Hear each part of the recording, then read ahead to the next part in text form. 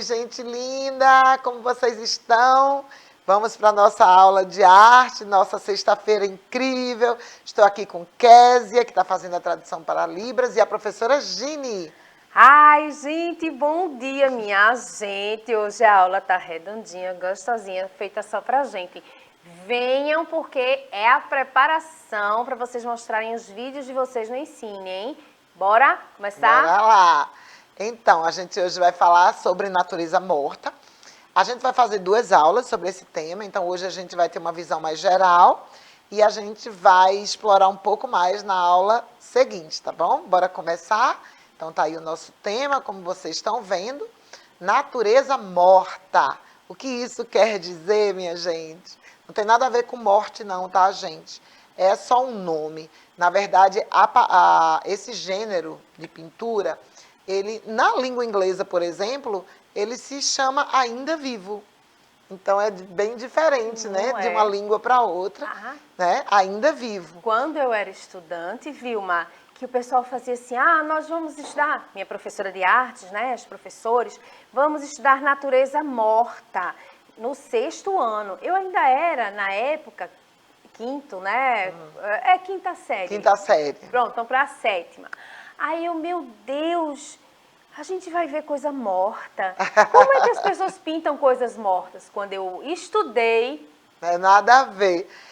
Tem esse nome, Gini, porque é a natureza, a representação da natureza fora, né, fora do seu ambiente. Porque quando a gente pinta as árvores e o ambiente natural, é paisagem.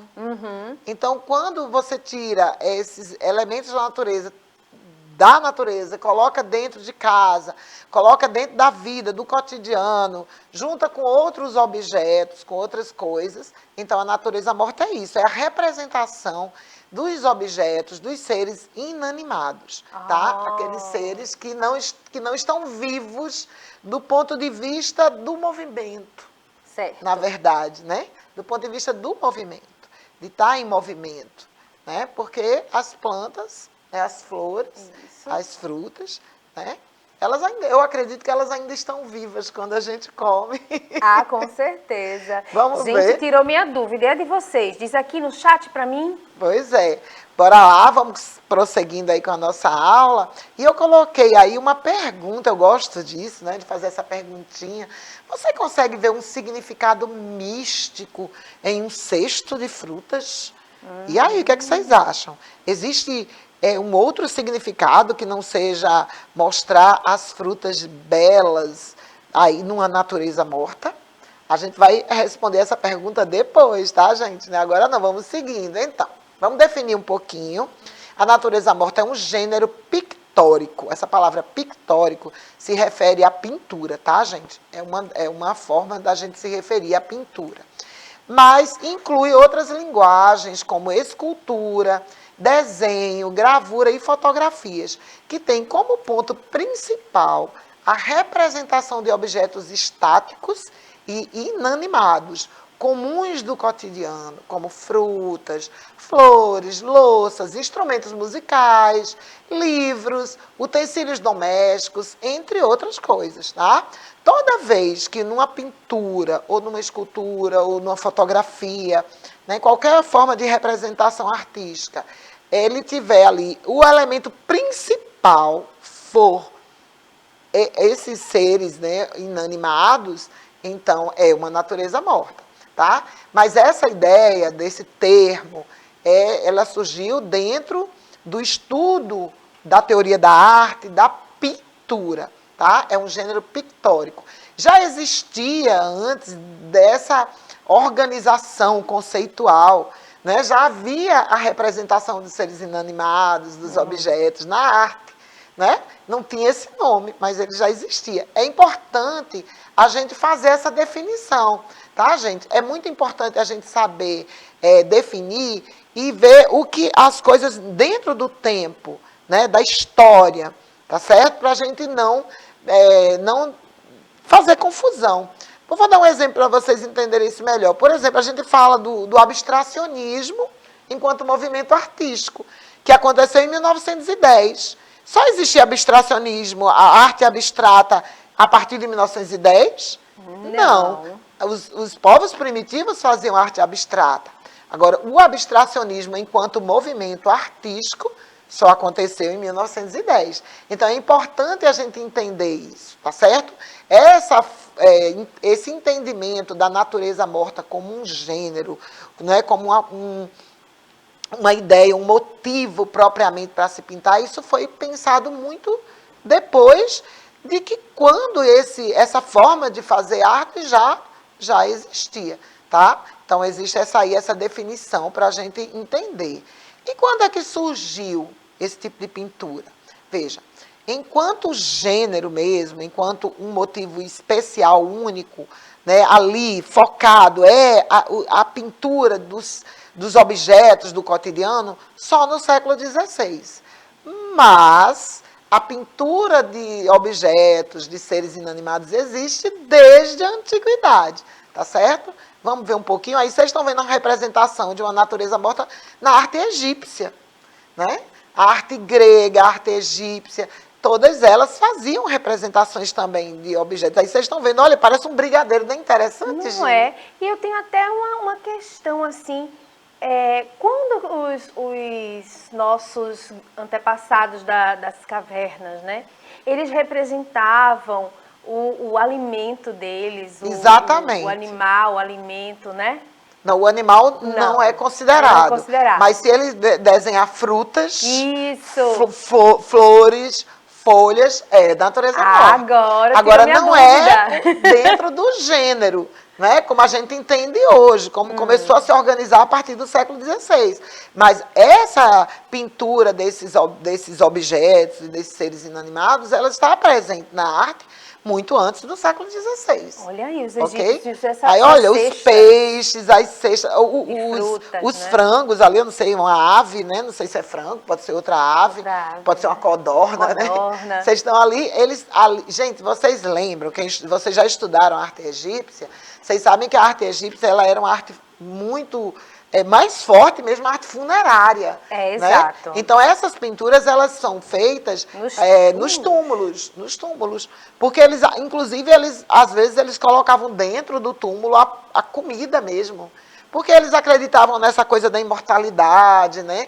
Então, eles colocavam dentro dos túmulos, às vezes, comidas mesmo, vinho, frutas. Porque né? eles achavam que ele, para ser bem acolhido, se sentir confortável, quando chegasse, né? No outro mundo. Então, vê que interessante, né? Como a arte ela vai acompanhando o pensamento de cada momento da história. Então, a gente vai ver aí, como eu falei, né, um pouquinho de história. Aí vocês estão vendo uma natureza morta do século XVII. Essa aí é do século XVII, tá? Então, vocês estão vendo aí que a técnica utilizada pelo artista de cada época tem a ver com aquele momento histórico, com a arte que era feita naquele momento. Então, a arte do século XVI ela vai ter uma característica associada à forma como se fazia arte no século XVI, no século XVII, no século XVIII. Então, vocês vão ver as mudanças de estilo e de técnicas dentro de cada momento da história. Tá? Vamos seguir. Então, a presença de objetos inanimados na arte é visível desde a antiguidade, aparece também nas pinturas medievais, mas enquanto tema principal, só no século XVI. Tá bom? E vocês estão vendo uma obra onde como se fosse uma transição. Vocês ainda estão vendo a presença de uma pessoa, né? Vocês olhando no quadro, vocês vão ver que no primeiro plano estão as frutas, né? Os objetos, as verduras.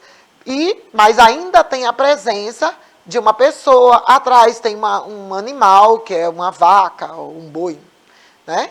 E já é um processo de transição, quando os artistas começaram a pensar que poderiam representar também o alimento como um tema principal, né? Então, aí vocês estão vendo uma transição. Nessa outra, né, de Peter Arsten, eu não sei pronunciar esse nome, minha gente. Irtsen. Deve ser Irtsen. Então, esse artista holandês, ele já colocou completamente os seres inanimados. Vocês estão vendo aí muita comida.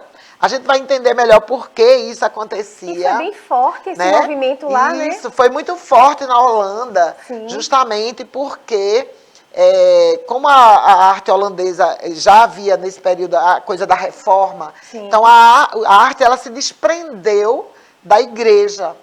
Então ela começou a explorar outros temas, não mais só os temas religiosos.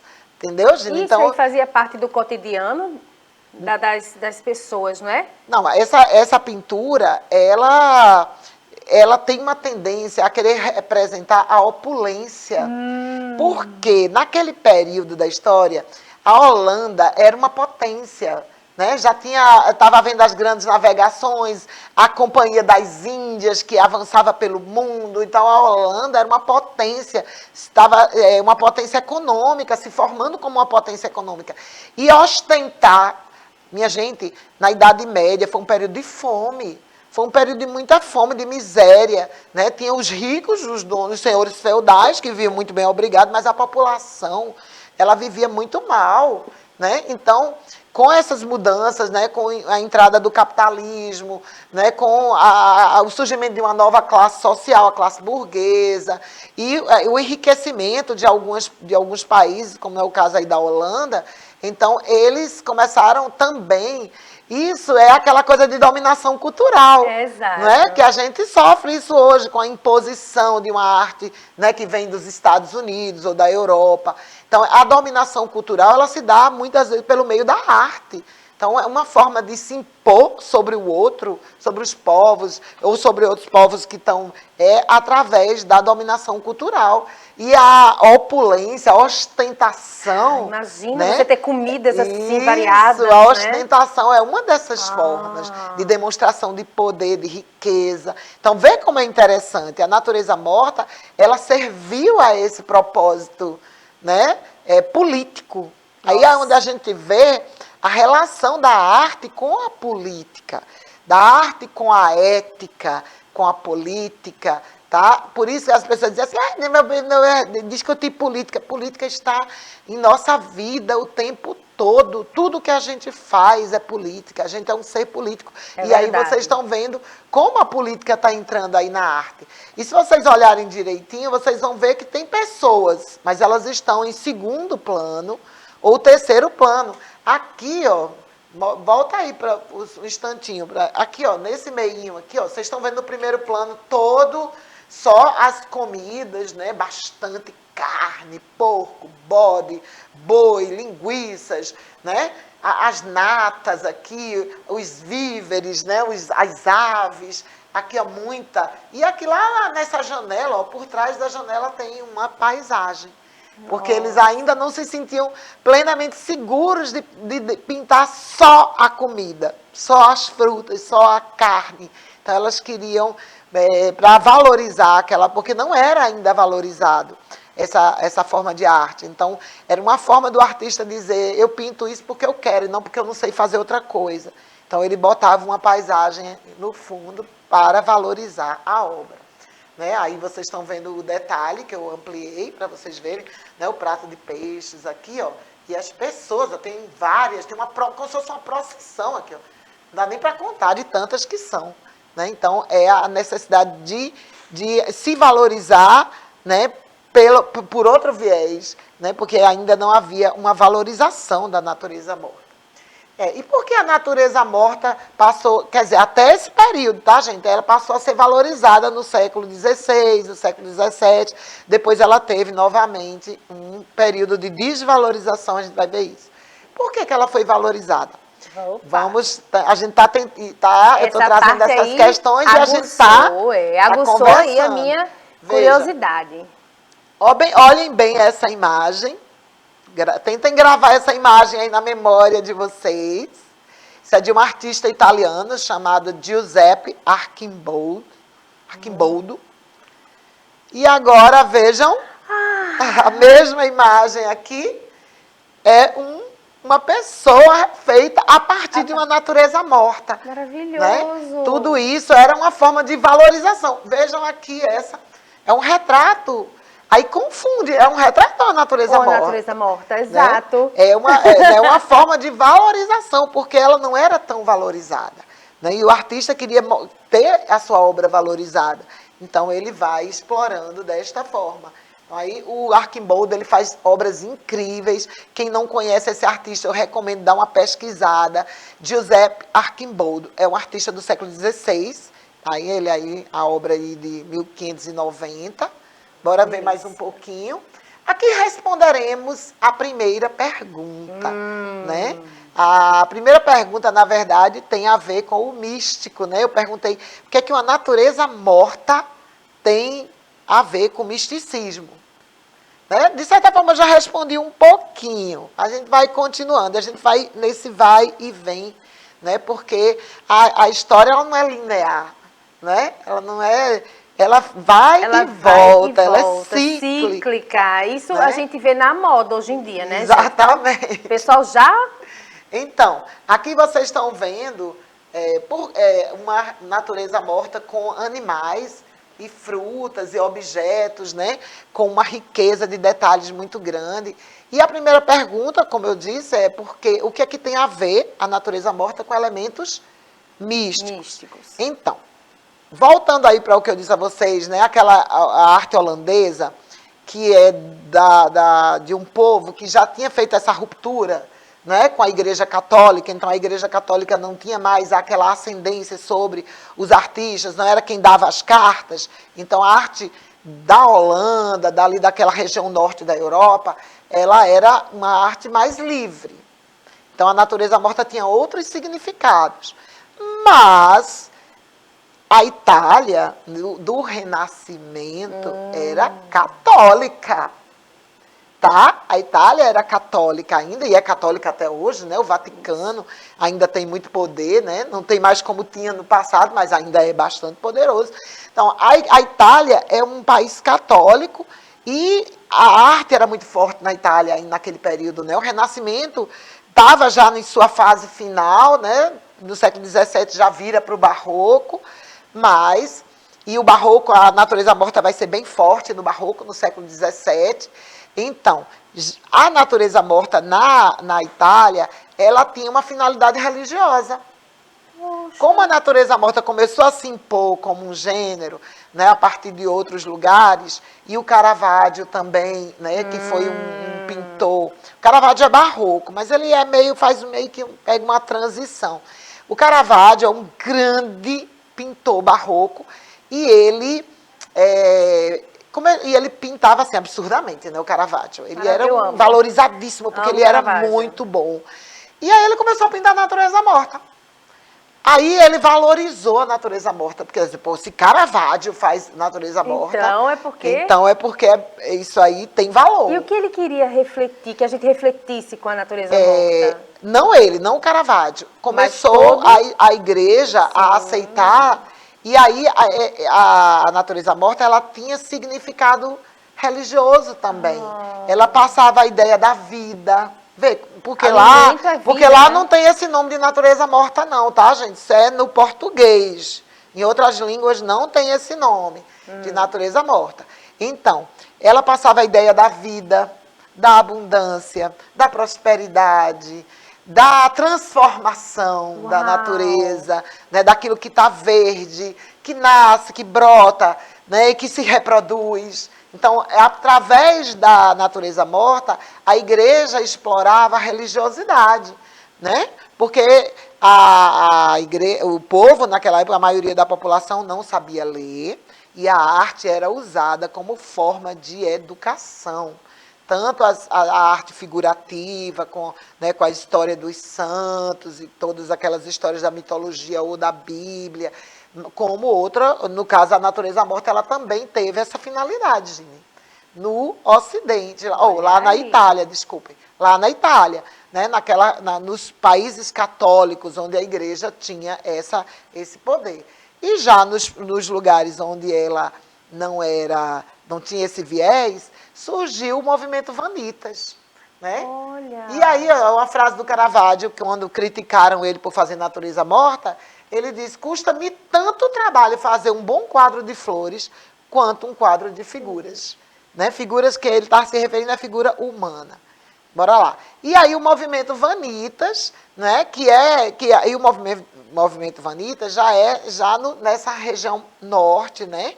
Então, ela, em vários países da Europa, ele vem buscar na natureza morta esse simbolismo, só que agora diferente, né? Esse simbolismo ligado à discussão da vaidade, né? A discussão, uma visão mais filosófica. Do que né? é efêmero, do que é Isso, vida, exatamente, essa discussão de que a vida humana, como aquelas frutas que Sim. duram pouco, né?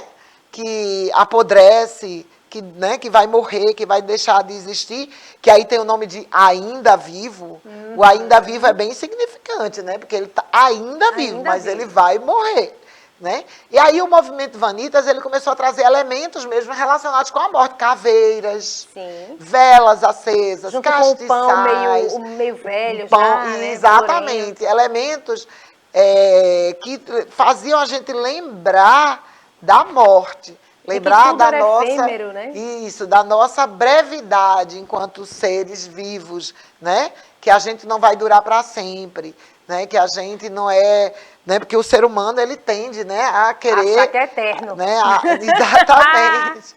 Então, a palavra vanitas quer dizer futilidade, vacuidade, né? Vem do latim, né? E tem esse significado. Fala dessa insignificância da vida, da vaidade humana. Então, aí, foi como eu estou mostrando aí nessa imagem, ele começou a trazer esses elementos, a caveira, né? E também para dar mais força para a natureza morta, para mostrar que ela tinha profundidade filosófica, para dar uma valorizada, né? Para combater essa ideia que a natureza morta era uma coisa menor, sem importância, tá certo? E aí, né, eu trouxe aí 3 momentos, né, até o século XVII, né, aí a caveira. Aí no século XIX, a natureza morta foi... Aí ela passou, viu, gente, por uma fase no século XVIII de desvalorização. E no século XIX ela foi revalorizada, né, a partir do Cézanne, um artista que era também muito conceituado no meio artístico. Ele começou a fazer natureza morta e aí os outros artistas foram na esteira do Cézanne e a natureza morta voltou a ser valorizada. O século XVIII não foi um século bom para a natureza morta. E aí vem o século XX, que aí já entrou a fotografia, já entra outras formas de manifestação artística, né? A gente vai continuar essa aula, tá? E aí a gente vai trazer muita coisa legal na próxima. A gente ainda tem um pouquinho dessa, mas só para vocês não se angustiarem, aqui é só para a gente ir dando uma visão geral novamente, né? Para a gente ir continuando. Século XVIII, como eu mostrei, olha aí, ele vai trazendo aí o globo terrestre, instrumentos musicais, né? Os artistas sempre, como ela estava muito desvalorizada no século XVIII, os que gostam de natureza morta, que optam por essa forma de representação, eles, né, têm que dar conteúdo. Aí, no caso, é a alegoria da ciência, essa obra. Então, ela vai trazer os elementos da ciência e das artes, né? No instrumento musical, os textos escritos ali, o globo terrestre, né? Instrumentos de estudo, para também como uma forma de dizer, não é só objeto, não, tem conteúdo, está dizendo alguma coisa. Tá? E aí um artista do século XVIII, do final do século XVIII, do romantismo, Francisco Goya. Esse artista, ele era um artista também muito respeitado, espanhol, e ele gostava muito de trazer a discussão para a sociedade. Os quadros dele são muito fortes. Muito fortes, sobre a guerra, sobre a injustiça, sobre a miséria, os atos humanos. E aí ele vai trazer a carne, né? E ele vai trazer aqui, e ele faz questão de botar a cabeça do animal, a cor vermelha que lembra o sangue, que lembra a morte, ali os peixes em estado de putrefação, porque ele quer, com a natureza morta, discutir mesmo a violência, né, que estava presente naquela sociedade, né, que começando a ter muitas revoluções, né, muitas guerras, né, na Europa no século XVIII. Então, ele vem discutir os horrores da guerra. Ele fez uma série de pinturas sobre os horrores da guerra, né, de gravuras também. É um artista muito interessante, o Goya.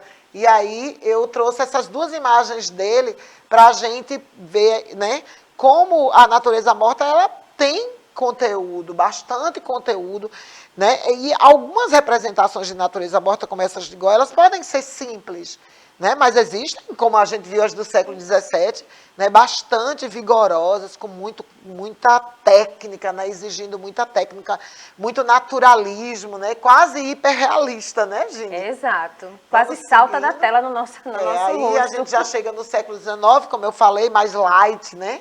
No século XIX, como havia muita ebulição nas verdade. artes no século XIX, né? Muita coisa XIX acontecendo. em si, ele foi mais leve. Nossa, trouxe uma leveza, foram né? muitos movimentos, o abstracionismo, né? No final já no início do século XX, mas ainda nessa esteira dessas discussões do século XIX, o impressionismo, o expressionismo, né? Que foi tudo se desenhando ali, no finalzinho, nas 2 últimas décadas do século XIX, né? É interessante a arte naquele período, gente, porque os românticos e os classicistas, eles estavam ali meio que ainda, sabe, era uma transição. Né? Eles conviviam entre si. Numa boa, né? Exatamente. Então, a Academia Francesa de Arte estava ainda impondo, né? Os impressionistas foram expor fora da academia, né? Para questionar. Então, foi um período muito rico. A gente vai ver isso na próxima aula. A gente está chegando ao final, gente. Ai, meu Deus. Tudo que é bom, né? Mas a gente vai voltar, seus lindos, e com o assunto mais aprofundado, mais gostoso, cheio de imagens e muita contextualização para vocês entenderem, assim como eu entendi tudo hoje. A gente vai falar um pouco mais. Então, a gente continua essa aula na próxima aula. Até lá. Beijo. Tchau. Tchau.